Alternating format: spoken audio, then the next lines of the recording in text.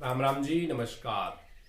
आज का अपना टॉपिक है पादप हार्मोन।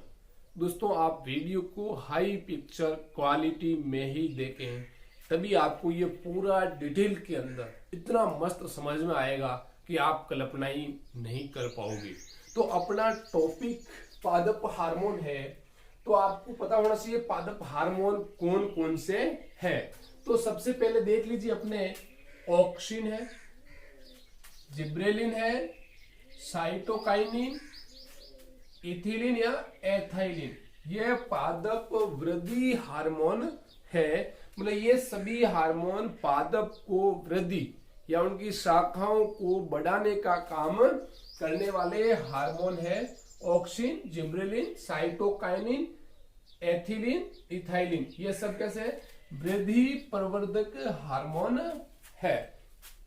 अब एक आता है एब्सिसिक अम्ल है, जो वृद्धि अवरोधक हार्मोन है। पादप जो बढ़ रहा है उसको अवरोधक करने का काम करता है एब्सिसिक अम्ल, या इसका दूसरा नाम होता है तनाव हार्मोन।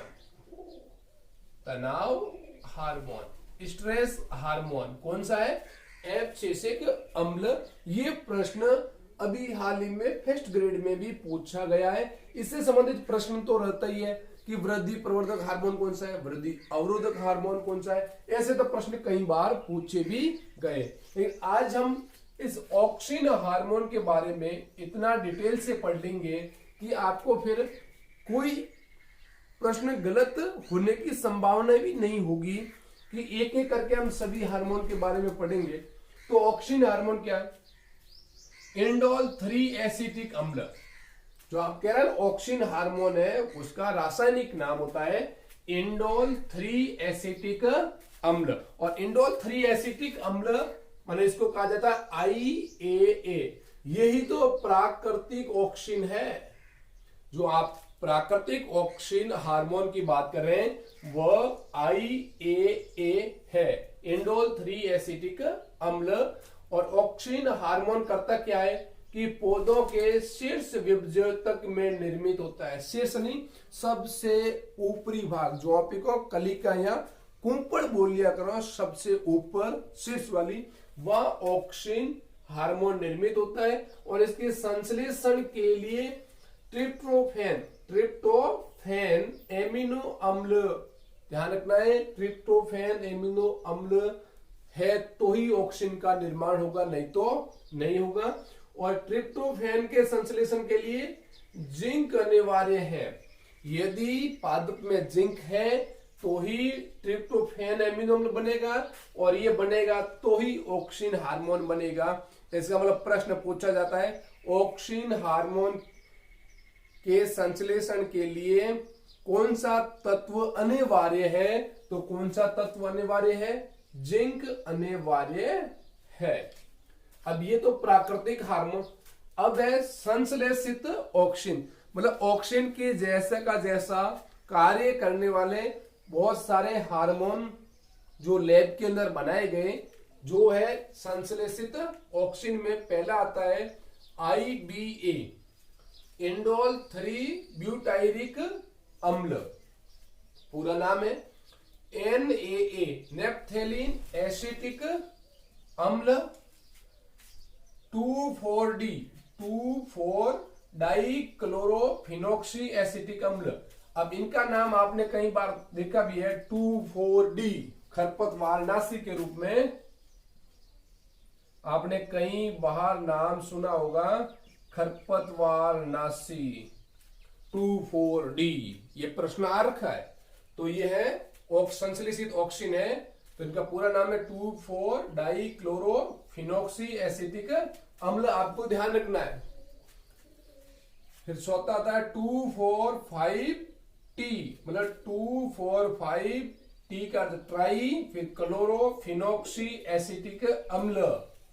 और पांचवा रहता है IPA, इंडोल 3 प्रोपियोनिक अम्ल। ये संश्लेषित ऑक्सिन है जो लैब में वैज्ञानिकों द्वारा बनाए गए, जो ऑक्सिन के समान काम करते हैं।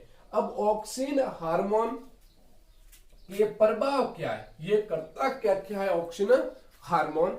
तो ऑक्सिन हार्मोन का सबसे पहला है शीर्ष प्रभाविता या शिखाग्र प्रमुखता।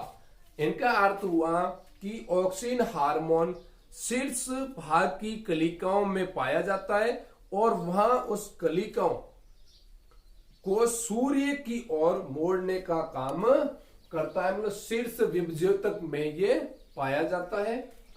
दूसरा है इसका प्रभाव कोशिका दीर्घीकरण, मतलब जो ऑक्सिन है वो हार्मोन कोशिकाओं को आकार में बड़ा करने का काम करता है ताकि वो विभाजित होकर के पादप को और ग्रोथ करवा सके।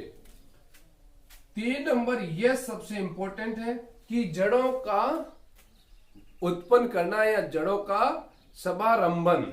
इनका अर्थ है हुआ कि जब आप कलम के पादप तो आपने सुने ही है और कम समय में ज्यादा पादपों का निर्माण करवाना है तो क्या किया जाता है, IBA ऑक्सिन जो हार्मोन है इनके घोल के अंदर पादप की शाखा को काट करके घोल में डुबो करके यदि लगा दिया जाए तो शाखा के अंदर भी जड़ें उत्पन्न हो जाती है जिससे एक नया पादप उत्पन्न हो जाता है।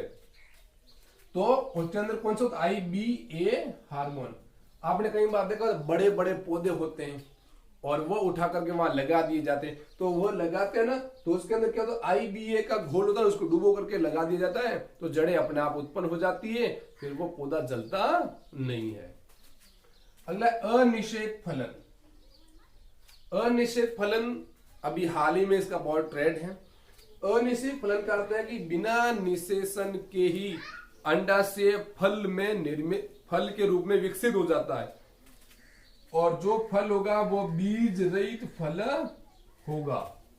तो क्या किया जाता है, पुष्प होते हैं उसके ऊपर ऑक्सिन हार्मोन का छिड़काव कर दिया जाता है जिससे वह अंडाशय निषेचित नहीं हो जाता है और अनिषेक फलन के द्वारा बीज रहित फल उत्पन्न हो जाता है। यह प्रसुप्तावस्था नियंत्रण, ये बड़े बड़े भंडारों में रखते हैं ना, वो ये इसी वजह से तो रखा जाता है कि बीजों के अंकुरण और कलिकाओं के प्रस्फुटन को रोकता है। इनका अर्थ हुआ यदि ऑक्सिन हार्मोन का छिड़काव कर दिया जाए तो आप लंबे टाइम तक बीजों का भंडारण करके रख सकते हैं। उनके लिए किसका छिड़काव किया जाता है, NAA नेप्थेलिन एसिटिक अम्ल जो ऑक्सिन हार्मोन है संश्लेषित है, इनका छिड़काव कर दिया जाए तो आप बीजों के अंकुरण को रोक सकते हैं। अगला है अपने पुष्पों की सघनता कम करना। कोई पादप ऐसा होता है कि पुष्प ज्यादा आ जाते हैं फिर वो फल के रूप में छोटे छोटे फल रह जाते हैं, तो क्या किया जाता है कि NAA नेप्थेलिन एसिटिक अम्ल का छिड़काव कर दिया जाता है जिससे अनावश्यक पुष्प झड़ जाते हैं और जो शेष रहे पुष्पों से फिर बड़े आकार में फल निर्मित हो जाते हैं। इसके लिए भी इसका उपयोग किया जाता है। फिर ये सबसे इंपॉर्टेंट है अपने विलग्न प्रभाव। विलग्न प्रभाव का अर्थ होता है कि परिपक्व होने से पूर्व ही पत्तियां, फूलों व फलों का गिर जाना।